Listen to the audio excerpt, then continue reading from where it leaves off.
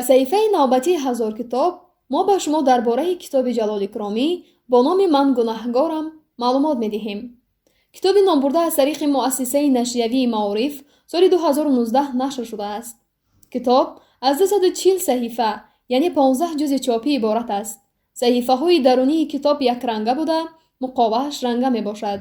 китоб бо сифати аъло дар матбаъи ҷамъияти саҳомии пӯшидаи Ганҷ нашриёт бо теъдоди 10 000 нусха чоп шудааст. китоби «Ман гунаҳгорам» китоби панҷум дар силсила китобҳои сисолагии истиқлолият аст. нависандаи халқии Тоҷикистон Ҷалол Икромӣ дар романи «Ман гунаҳгорам» масъулиятшиносии шахс дар назди ҷомеа, барои ҳар як қадами худ ҷавобгарӣ ҳис кардан, нисбат ба рафтору кирдори хеш ҷиддӣ ва серталаб будан ва дигар масъалаҳои муҳими ахлоқиро мавриди баррасии амиқ қарор дода, ба василаи образҳои барҷаста ва хотирмон арзёбӣ намудааст.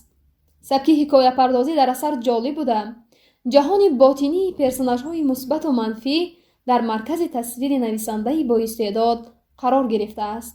хонандаи нуктасанҷ аз мутолиаи ин асар сабақи зиндагӣ, дарси ҳаёт ва хештаншиносӣ мегирад. ин китоб барои онҳое ки мехоҳанд ба эҷодиёти Ҷалол Икромӣ шиносоӣ пайдо кунанд дастури хубест. китобро аз мағозаҳои китоб метавонед дастрас намоед.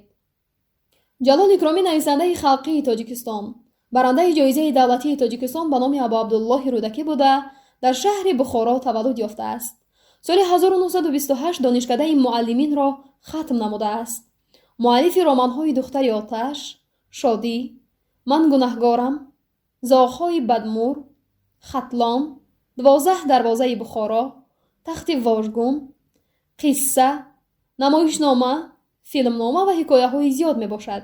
ин буд маълумоти мухтасар дар бораи китоби «Ман гунаҳгорами» Ҷалол Икромӣ.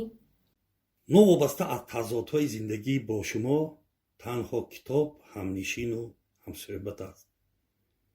зеро ягона дӯсте ки шуморо фиреб намедиҳад ва беозор аст, ин китоб мебошад. китоб хонед ва бо мо бошед. пахш намудани тугмачи қайдро фаромӯш накунед. хайр дӯстони азиз, то нашри навбатии саҳифаи ҳазор китоб.